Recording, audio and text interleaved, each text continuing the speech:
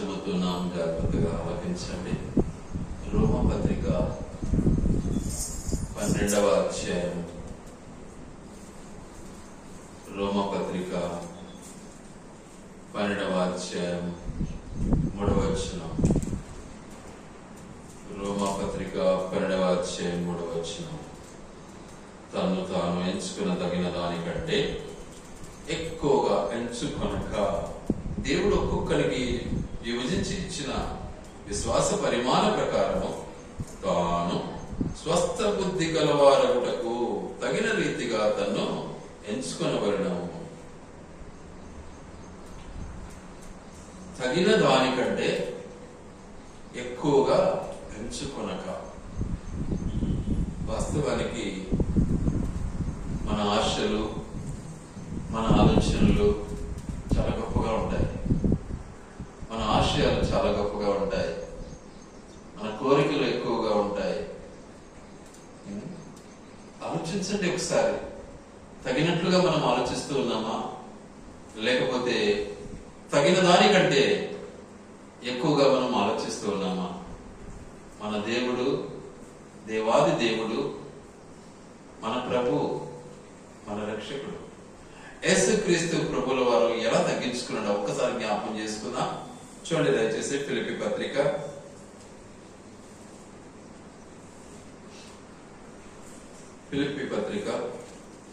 2వ అధ్యాయం 6వ వచనం చదువుకుందాం ఒకసారి.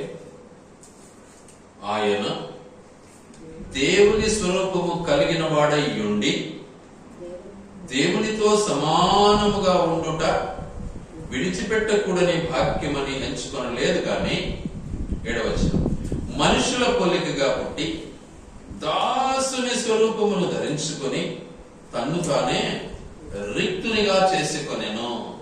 ఎంత అద్భుతమైనటువంటి తగ్గింపు! ఒకసారి ఆలోచించాలి. మన దేవుడు ఇంత తగ్గించుకుంటూ ఉంటే మనకెందుకండి దురాశలు? మనకెందుకు మన యొక్క స్థాయిని మించినటువంటి భయంకరమైనటువంటి ఆలోచనలు మనకెందుకు? మనం ఆలోచిస్తున్నాము అంటే దేవాది దేవుడు మన కొరకే కదా ఈ లోకానికి దిగి వచ్చాడు. ఏం చేశాడు ఆయన? దేవుడై ఉండి నరరూపంతో మన మధ్యకి వచ్చాడు. అందుకే వాక్యం ఏమంటుంది? యోహాను సువార్త 1వ అధ్యాయము 14వ వచనం. ఆ వాక్యము శరీరధారి కృపా సత్య సంపూర్ణుడుగా మన మధ్యలో నివసించెను. తండ్రి వలన కలిగిన అద్వితీయ కుమారుని మహిమ వలె మనము ఆయన మహిమను కనబడుచున్నాము. తండ్రి యొక్క మహిమ ఎలా ఉంటుందో దాన్ని బట్టి అద్వితీయ కుమారుడైన తన యొక్క మహిమను, తండ్రి యొక్క మహిమ కుమారులో మనము తెలుసుకోగలుగుతూ ఉన్నాం. దేవుని యొక్క ఉద్దేశం మహా గొప్పది.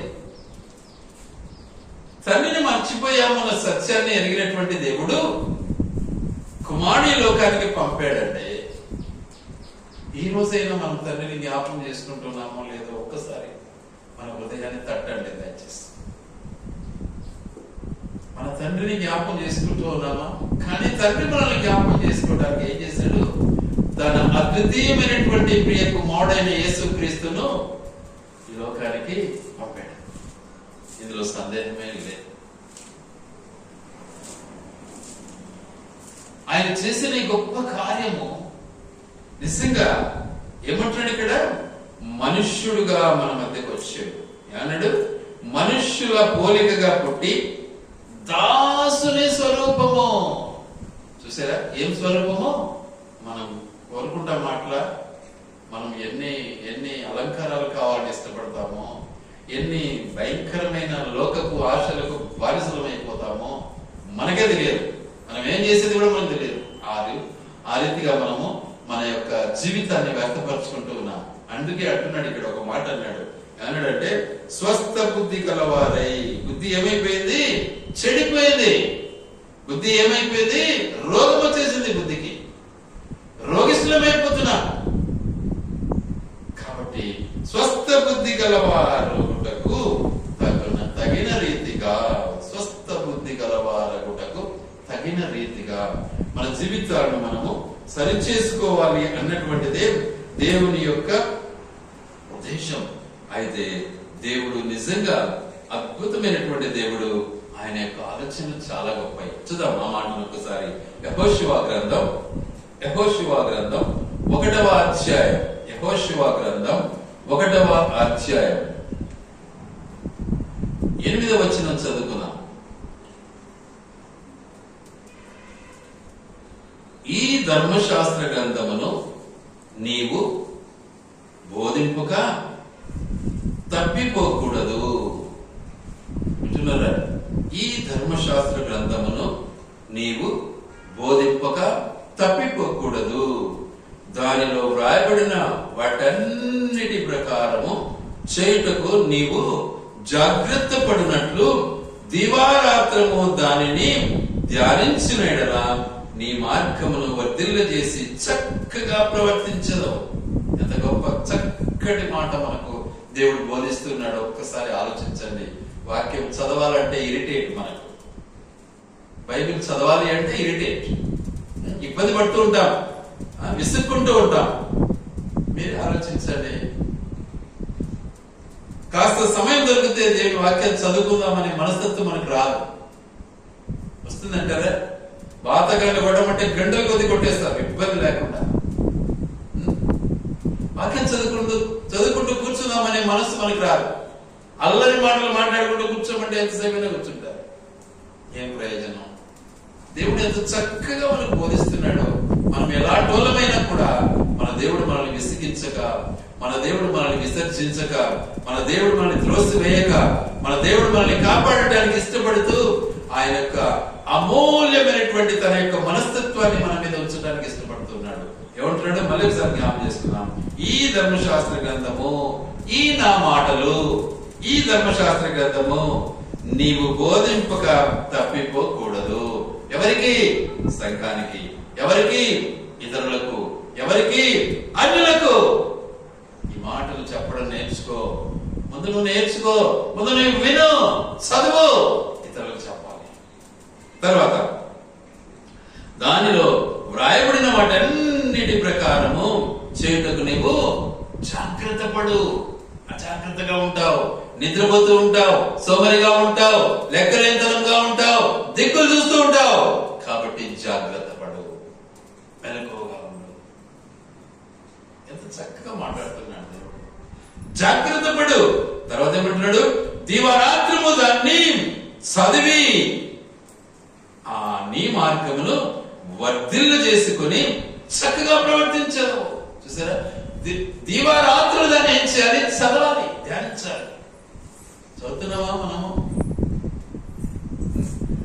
అతి కష్టంగా ఒక అధ్యాయం చదివితే వాటికి గొప్ప. ఎప్పుడు చదువుతున్నాం మనం? బైబిల్ ఉంటాయి మన ఇంట్లో. బైబిల్ ఏమో కొత్త కొత్త ఎన్ని ఉంటాయి, రకరకాల బైబిల్ ఉంటాయి, కాస్ట్లీ బైబిల్ ఉంటాయి. కానీ ఎప్పుడు చదువుతాం? ఎప్పుడు చదువుతాం? ఆలోచించండి ఒకసారి.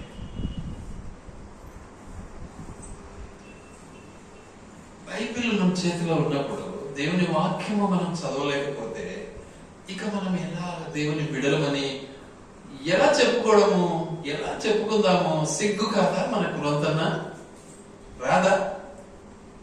ఒకసారి ఆలోచించండి. మేము అన్యుల మీద చెప్పుకోవడంలో ఎంత బాగుంటుంది. చదవలేనప్పుడు, గ్రహించలేనప్పుడు, ధ్యానించలేనప్పుడు మేము అన్యులమే అని చెప్పుకుంటే ఎంత బాగుంటుంది. అందుకే దేవుడు అంటున్నాడు చాలా స్పష్టంగా, తను తాను ఎంచుకొనదగిన దానికంటే ఎక్కువగా ఎంచుకోవాలి. తను తాను ఎంచుకోగలిగినటువంటి స్థితిని నువ్వు గుర్తించాలి అంటే ఏం చేయాలి? ధర్మశాస్త్రాన్ని చదవాలి, దాన్ని ధ్యానించాలి. దేవుడు మనకు ఎంత చక్కగా బోధిస్తున్నాడు. వాస్తవానికి అలాంటి దేవుడు మనకు దొరకడండి. తప్పు చేస్తే మనకి శిక్ష విధించు అనే దేవుళ్ళు ఉన్నారు చాలా మంది, లేకపోలే. కానీ మన దేవుడు తప్పు చేసిన క్షమించడానికి సిద్ధ మనసు కలిగిన వాడే ఉన్నాడు. అలాంటి దేవుని ఎలా నువ్వు మర్చిపోతావు? సమయం దొరకగానే పడుకోవడం, నిద్రపోవడము, సమయం దొరికితే డిన్నర్లు చేసుకోవడము, సమయం దొరికితే సిగార్లు కొట్టడము, సమయం దొరికితే రకరకాల మాటలకు చెవియొగ్గి సమయాన్ని వ్యక్తపరచుకోవటం ఏం ప్రయోజనం? చూడండి, ఇక ఒకవేళ ఎవరైనా సరే దేవుని యొక్క వాక్యాన్ని చదువుకుంటూ సమయాన్ని మరి వ్యక్తపరచుకుంటే వ్యక్తిని చూసి ఏమంటారు తెలుసా, వాడు పిచ్చోళ్ళే అంటారు కదా, అంటారు కదా. నువ్వు లోకాన్ని అడిక్ట్ అయిపోయినావు, ఆ వ్యక్తి ఏమో దేవుని యొక్క ధర్మశాస్త్రానికి అడిక్ట్ అయిపోయాడు. ఏది మంచిది? తప్పులు పట్టే అవకాశం ఉందంటారా, లేక నేను తప్పులు పట్టుకో అది నీకు న్యాయం? కాబట్టి మన బ్రతుకును ఒకసారి పరిశీలించుకుందాం. మన దేవుడు తగ్గింపబడినటువంటి వాడుగా మన మధ్యకు వచ్చాడు. ఎలా వచ్చాడు? మనుష్యుడుగా. ఇంకా ఎలా వచ్చాడు? దీనుడుగా. ఇంకా ఎలా వచ్చాడు? దాసుడుగా మన మధ్యకు వచ్చాడండి. దేవుని యొక్క సత్యాన్ని ఎరగక ఈరోజు నిజంగా లోకం ఏమైపోతా ఉంది? పాడైపోతా ఉంది. ఆలోచించాలి. దేవుడు చెప్పాడు వరదలు వస్తాయి. చూడండి ఆ మాట ఒకసారి. మత్తయి సువార్త 24.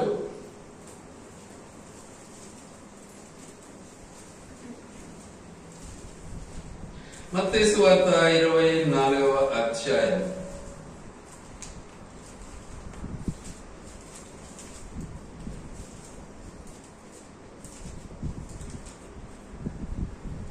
5-6 వచనాలు చదువుకున్నాం. 5-6.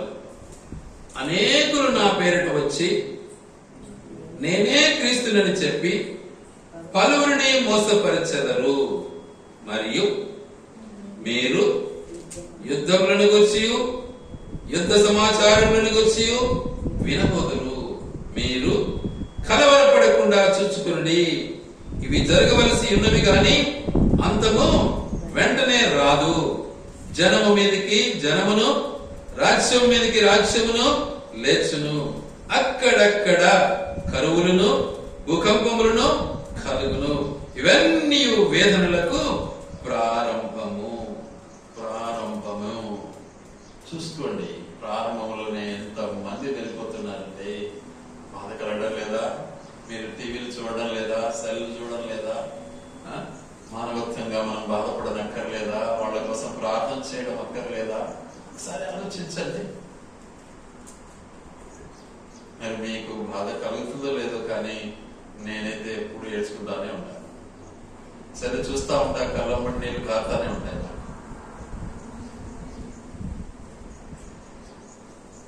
ఎందుకంటే దేవుని మాటలు ఎంత స్పష్టంగా ఉన్నాయి, అవన్నీ ఎంత చక్కగా నెరవేర్చబడుతూ ఉన్నాయి. ఎంత గొప్ప దేవుడండి. మనకు నిజంగా అద్భుతమైనటువంటి దేవుడు దొరికి మనకు అన్ని విషయాలు ముందుగానే మనకు బయలుపరుస్తూ ఉంటే వాటిని మనం లెక్క చేయకుండా శరీరానికి బానిసలమై, లోకానికి బానిసలమై దేవుని వైపు మనం చూడకుండా ఉంటే ప్రమాదం మనల్ని నిజంగా తప్పిస్తుందా? ప్రమాదం నుంచి మనం తప్పుకోగలమా? ఈ భయంకరమైనటువంటి వరదల నుండి, లేక భయంకరమైనటువంటి ఈ యొక్క తుఫాన్ నుంచి, వీటన్నిటి నుంచి మనం తప్పించుకోగలమా? మన చేత అవుతుందా? చేతగా. పొద్దున్నే ఇంకొక న్యూస్ నాకు దొరికింది. గాలి కొడతా ఉంటే మనుషులు ఎగిరిపోతున్నారు గాలిలో. గాలికి వర్షము ప్లస్ గాలికి పరిగెత్తిపోతున్నారు, నిలబడలేకపోతున్నారు.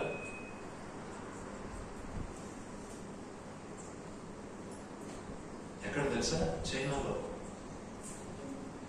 ఆలోచించండి ఒకసారి. అందరూ మనుషులే, అది ఏ దేశం ఉన్నా కాదు. రేపు మనకు వస్తుంది. కొంచెం స్పీడ్ గా గాలి వస్తే తలుపులు, కిటికీలు టకటక బోగులు అది కింద పడే చూడండి. ఇప్పుడు లోపల ఆ డబ్బా కింద పడే గాలికి ఇవన్నీ సంభవించినప్పుడు ఎలా మనం తట్టుకోగలం ఈ లోకంలో? అందుకే ఆయన అంటాడు, ఏమంటాడు? చాలా స్పష్టంగా అంటాడు, స్వస్థ బుద్ధి గలవారై అంటాడు. స్వస్థ బుద్ధి, మంచి బుద్ధి సంపాదించుకో. వాళ్ళని చూసి ఇల్లు చూసి బుద్ధి చెడబెట్టుకో. దేవుడి వైపు చూడు, మంచి బుద్ధి సంపాదించుకో. మన దేవుడు స్వస్థపరిచే దేవుడు. నిన్ను స్వస్థపరచు యెహోవాను నేనే అంటాడు దేవుడు. ఎక్కడంటాడు అన్నమాట? నిర్గమకాండంలో అంటాడు అన్నమాట. చాలా స్పష్టంగా అంటాడు. నిర్గమకాండంలో చూడండి దయచేసి, ఇక్కడ ఉంది అన్నమాట. నిర్గమకాండంలో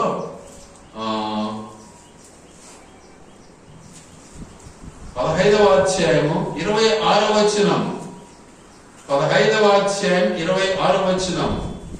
మీ దేవుడైన యెహోవా వాక్కును శ్రద్ధగా విని ఆయన దృష్టికి న్యాయమైనది చేసి ఆయన ఆజ్ఞలకు విధేయులై ఆయన కట్టడలన్నిటినీ అనుసరించి నడిచిన ఎడల నేను ఐగుప్తీయులకు కలుగచేసిన రోగములలో ఏదియో మీకు రానియ్యను, నిన్ను స్వస్థపరచు యెహోవాను నేనే అని. చూసారా ఎంత స్పష్టంగా ఉందండి. దేవుడు నమ్మదగిన వాడు. ఆయన మాట నిరంతరము నిత్యము ఖచ్చితమైనటువంటిది. ఆయన మాట జారేవాడు కాదు. మనమైతే ఎన్ని పోగసాకాలుగా ఎన్ని మాటలు మాట్లాడుతూ ఉంటాం కదా. ఒక తప్పు కోసం 100 అబద్ధాలు ఆడడానికి ఇష్టపడతాం. మనం దాన్ని దాచిపెట్టేదానికి ఏం ప్రయోజనం? మెలకుగా ఉన్నామా? స్వస్థ బుద్ధి కలిగి ఉన్నామా? కాబట్టి ఆయన ఆరాధించాలి మనం. మన దేవుడు దేవుడే మన దగ్గరికి వచ్చాడు, ఆయన స్తుతించాలి మనము. మన దేవుడు దేవుని కుమారుడై ఉండే మనిషిగా మన మధ్యకి వచ్చాడు మనల్ని స్వస్థపరచడానికి. ఆయన ఆరాధించమా? ఆయన స్తుతించమా? ఆయన పూజించమా? మరి ఆయన ఎలాంటి దేవుడు? ఆయన అంటున్నాడు, చక్కగా ఈ మాటలు చదువు, నేను చెప్పే మాటలు విను. చాలా స్పష్టంగా అంటున్నాడు, ఈ ధర్మశాస్త్ర గ్రంథమును నీవు బోధింపగా తప్పిపోకూడదు, దానిలో వ్రాయబడిన వాటన్నిటి ప్రకారము చేయుటకు నీవు జాగ్రత్త పడు. జాగ్రత్త పడు. లోకపు మాటలే మనకు ముఖ్యం. వాడు భలే మాట్లాడినాడు, ఆమె భలే మాట్లాడింది, అబ్బా ఆయన భలే చెప్పాడు, ఇదే ఆమెను కాల్సింది. దేవుడు ఏం చెప్పాడు అనేది మనం నేర్చుకుంటే ఎంత ధన్యులమవుతాం. ఆలోచించండి ఒకసారి. ఈ రోజు నిజంగా ఆర్తనాదాలు వింటూ ఉంటే ఎంత బాధ, ఎంత ఆవేదన. బాధపడుతున్నారా మీరు? ఒకసారి ఆలోచించండి. నిజంగా మన మనుషులమే అయితే ఎంత బాధపడాలో ఒకసారి మీరే గుర్తించండి. యేసు ప్రభు సైతం ఏడ్చాడండి. లాజరు చనిపోయినప్పుడు మార్తా మరియలు నిజంగా ఏడ్చినప్పుడు వారి ఏడుపును చూసి యేసు ప్రభు కూడా కన్నీరు విడిచెను అని రాబడింది. మరి మనం ఎంత అండి? మనకు బాధ రాదా? సరే ఆలోచించండి. మనం ఇంతకు మనుషులమా, జంతువులమా?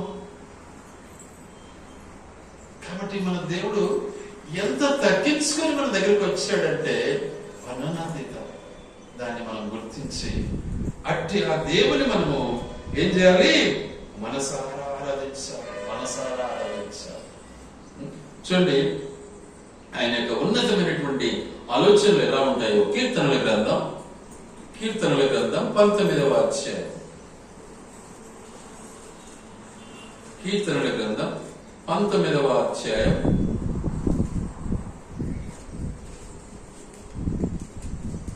14వ వచనం చదువుతున్నాం అందరం. 14వ వచనం. యెహోవా నా ఆశ్రయ దుర్గమా, నా విమోచకుడా, నా నోటి మాటలను నీ హృదయ ధ్యానమును నీ దృష్టికి అంగీకారములగును గాక. దావీదు మహారాజు, దేవుడు ఆయన రాజుగా చేశాడు. ఆయన వచించినటువంటి ఈ మాట, ఈ వచనం, ఈ యొక్క తన తీరు, తన యొక్క ఆలోచన, తన యొక్క నడక ఎలా ఉంది ఒకసారి ఆలోచించండి. మనం ఆయన అంత గౌరవమా? అయినా కూడా మనం దేవుని తిరస్కరిస్తూ ఉన్నాం, దేవునికి దూరం అవుతూ ఉన్నాం. చూడండి, వరదలు ఏమన్నా ఆపగలమా? వరదలు మనల్ని చూసి పక్కకు పోతాయా? ఎవరి కోసం వచ్చింది ఆ దేశము? ఏమైపోయింది? పాపముతో నిండిపోయింది. ఆ దేశము పాపముతో నిండిపోయింది. ప్రభా, 50 మంది ఒకవేళ నీ బిడ్డలుంటే, విశ్వాసులుంటే దాన్ని విడిచిపెట్టవా? 50 కాదు, 40 విడిచిపెడతానన్నాడు. ఒకవేళ 30 మందే ఉంటే, 20 మంది విడిచిపెడతానన్నాడు. ఒకవేళ 10 మందే ఉంటే 5 మంది విడిచిపెడతానన్నాడు. ఒక్కడు లేడు ప్రభువుని అంగీకరించిన వ్యక్తి. ఏమైపోయింది? దేశం బూడిదైపోయింది. బూడిద. సొదొమ గొమొర్రా ఏమైపోయింది? బూడిదైపోయింది. మనం తట్టుకోగలమా? చించండి ఒకసారి. కానీ సొదొమ గొమొర్రాను కాల్చినప్పుడు దేవుడు నిజంగా నీతిమంతుడైనటువంటి లోతును బ్రతికించాడు. లోతును వెంటనే ఆయన కుటుంబాన్ని ఆ గ్రామం నుంచి, ఆ దేశం నుంచి బయటికి తీసుకొచ్చాడు. వెళ్ళిపోండి, ఎదురుగా ఉన్నటువంటి గ్రామానికి, ఆ గ్రామాన్ని నేను పాటు చేయనన్నాడు. వారిని కాపాడాడు. మరి నువ్వు కాపాడబడుతున్నావా? సరే ఆలోచించుకో. నిన్ను కాపాడటానికి యేసుక్రీస్తు ప్రభు లోకానికి వచ్చాడే. ఆ విధంగా నాశనం కాకూడదనే కదా యేసు ప్రభు మన దగ్గరికి వచ్చాడు. తను వీరుడుగా వచ్చాడు, దరిద్రుడిగా వచ్చాడు, దాసుడుగా వచ్చాడు, నీతో సహవాసం చేశాడు, నీతో నడిచి నిన్ను నడిపించడానికి ఇష్టపడుతున్నటువంటి దేవుడు అయి ఉన్నాడు. ధర్మశాస్త్రాన్ని నెరవేర్చినటువంటి దేవుని కుమారుడుగా మన మధ్యకి వచ్చాడు. మరి అంటే దేవుని ఎలా నువ్వు తిరస్కరిస్తున్నావో ఒకసారి ఆలోచించు. మరి ఆయన ఆరాధించవా? ఆయన పూజించవా? అంటే ఆ దేవునికి దూరంగా ఉంటావను? ఆయన చెప్పిన మాట ఒకటైనా పొల్లుపోతావు అదే పక్కకు. అందుకే రాశాడు ఆ మాట కూడా. ఏమంటాడు తెలుసా? మత్తయి సువార్త 5:18 చాలా స్పష్టంగా రాసి పెట్టాడు దేవుడు. 5:18 ఏమంటాడు? ఆకాశమును భూమియు గతించిపోయిననే గాని ధర్మశాస్త్రమంతయు నెరవేరు వరకు దాని నుండి ఒక్క పొల్లైనను ఒక్క సున్నా అయినను తప్పిపోదని నిశ్చయముగా మీతో చెప్పుచున్నా. ఏమంటారు? ఇలాంటి గ్రంథం నీకు ఇంకా దొరకదు. ఈ మాట ఇంకా నీకు దొరకదు. ఈ మాటను మించిన మాట ఇంకా దొరకదు. దీన్ని మార్చడానికి ఎవరి చేత కాదు. అలాంటప్పుడు ఎందుకు లోబడవు నువ్వు? మరి లోబడితే మనకి ఎంత ఆశీర్వాదం. ఆయన నామమును బట్టి మనం దూషింపబడడం మనకి ఎంత ఆశీర్వాదకరమని కూడా దేవుని వాక్యం సెలవిస్తా ఉంది. చాలా స్పష్టంగా అంటున్నాడు 10వ వచనం. అక్కడే అంటాడు, ఏమంటాడు? నీతి నిమిత్తము హింసింపబడి వారు ధనిలు, పరలోక రాజ్యము వారిది. నా నిమిత్తము జనులు మిమ్మల్ని నిందించి హింసించి మీ మీద అబద్ధముగా చెడ్డ మాటలు పలుకున్నప్పుడు మీరు ధనిలు. సంతోషించి ఆనందించుడి, పరలోకమందు మీ ఫలము అధికమగును. ఇలాగున వారు మీకు పూర్వమందుండే ప్రవక్తలను హింసించిరి. కాబట్టి మన జీవితాలను మనం పరిశీలించుకోవాలి. మనం నిజంగా దేవుని యొక్క ఉన్నతమైనటువంటి స్థితిని మనము గుర్తించటంలో ముందు మన దేవుని దీనత్వాన్ని ఒకసారి ఆలోచిద్దాం. చూడండి ఏమంటున్నాడు యోబు 5వ అధ్యాయం, యోబు గ్రంథము 5వ అధ్యాయం 11వ వచనం. అట్లు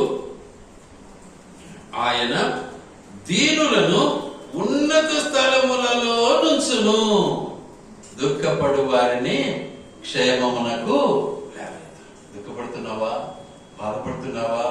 నేను తప్పు చేశానని పశ్చాత్తాపడుతున్నావా? పాపానికి నిజంగా బానిసనయ్యానని పశ్చాత్తాపడి పాపాన్ని విడిచిపెట్టావా?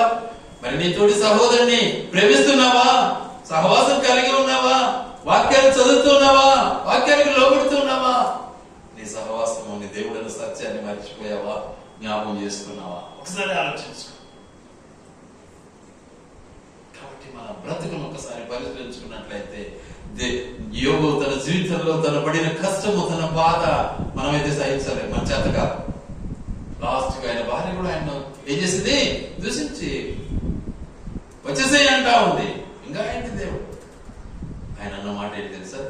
దేవుడు నిన్ను సుఖపెట్టినప్పుడు నువ్వు సుఖంగా జీవించావా లేదా? మరి ఇప్పుడు కష్టం వచ్చిందని దేవుడిని విసిగిస్తావా? దేవుడు దూరం చేసుకుంటావా? పిచ్చిదానా అన్నాడు. చాలా స్పష్టంగా మాట్లాడాడు. మన బ్రతుకును ఒక్కసారి పరిశీలించుకున్నాం. మనం నిజంగా మన కొరకు దేవుడు చేసినటువంటి ఆ గొప్ప కార్యాన్ని మనము జ్ఞాపకం చేసుకున్నాము. మరి మన యొక్క ప్రార్థన నిజంగా దేవుడు ఆలకించేవాడుగా ఉన్నాడు. మన యొక్క పశ్చాత్తాపాన్ని దేవుడు గుర్తించేవాడుగా ఉన్నాడు. ఆయన కృప మనకి ఎల్లప్పుడూ అనుగ్రహించేవాడుగా ఉన్నాడు. కీర్తనల గ్రంథం 54వ కీర్తన 11వ వచనం ఒకసారి జ్ఞాపకం చేసుకున్నాం. చూడండి దయచేసి. కీర్తనల గ్రంథం 84వ కీర్తన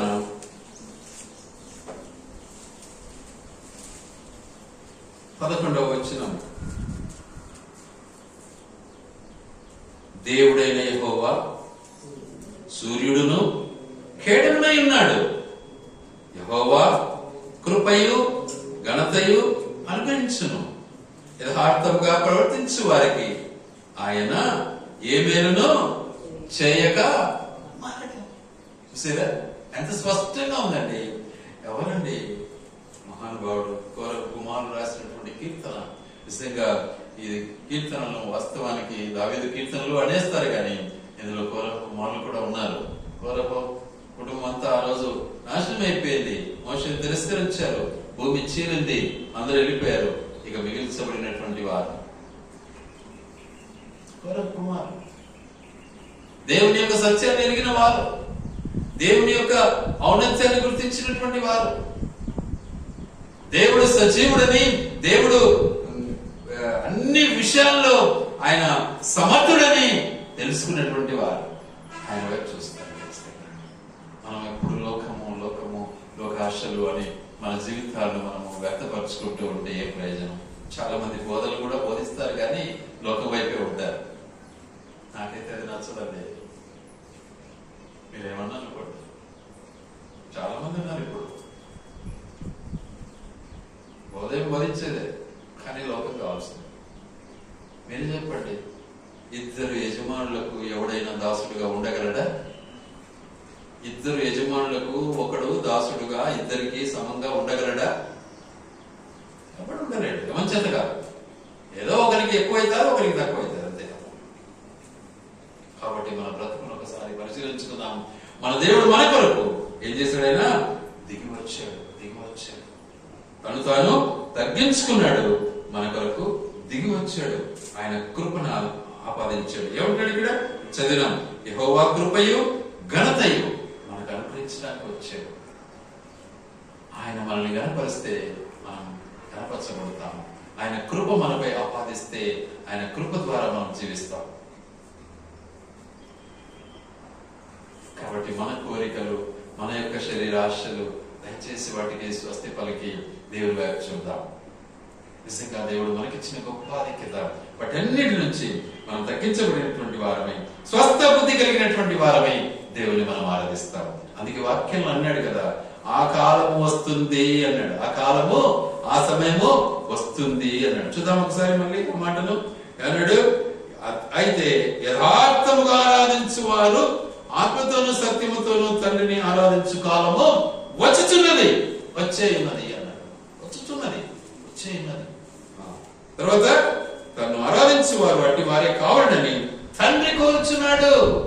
ఆయన కోరిక అది. ఒక పక్క వేషధారణం, ఒక పక్క ఇంకొక మనస్తత్వము, ఒక పక్క చూపులు వేరు, ఒక పక్క క్రియలు వేరు. నేను ఆరాధిస్తున్నాను అంటే ఒప్పుకుంటాడా? ఆరాధన ఆయనకు ఇష్టమా? ఇష్టపడాడు. అట్టి వారు వస్తున్నారు, వచ్చారు, వచ్చేది. అట్టి వారు ఆరాధిస్తారు నన్ను అంటున్నాడు. అట్టి వారిలో మనం పాలి భాగస్థలం అయితే ఎంత బాగుంటుందండి. ఒకసారి ఆలోచించండి మీరే. అలాంటి ఆరాధన మనకెందుకు రాదు? మన కొరకు యేసు ప్రభు దిగి వచ్చాడు, తన ప్రాణం ఇచ్చాడు. మన కొరకు నిజంగా ఆయన రక్తం కార్చాడు, సిలువను అనుభవించాడు, సమాధి చేయబడ్డాడు, రక్తం కార్చి సమాధి చేసి మృత్యుంజయుడయ్యాడు. మన కొరకే కదా. చెప్పడం వచ్చు కానీ చేయడం ఎవరు చేయాలి? మన బ్రతుకులు మార్చబడాలి. అందుకే ఆ కాలం ఉన్నది, వచ్చేసింది, ఇదిగో నేను వచ్చాను, నన్ను ఒకసారి చూడును అంటున్నాడు దేవుడు. కాబట్టి దేవుడు ఆత్మ గనుక ఆయన ఆరాధించేవారు ఆత్మతోనూ సత్యముతోనూ ఆరాధింపవలను. అట్టి ఆత్మ కలిగినటువంటి వారముగా మనము ఆయన ఆరాధిస్తాం. ఆ ఆత్మ దేవుడు మనకి ఇచ్చాడు. ఆ ఆత్మ మనకి ఇచ్చాడు. దీన్ని కలుషితం చేయొద్దండి. దీన్ని వృధా చేసుకోకండి. దీన్ని మనము అదిలపరుచుకుందాం. ఆ ఆత్మను అనుభవిస్తూ దేవుని మనం ఆరాధించుకుందాం. దేవుని మాటలు ఆయన వెనుకలుగా దీవించి ఆశీర్వదించును గాక.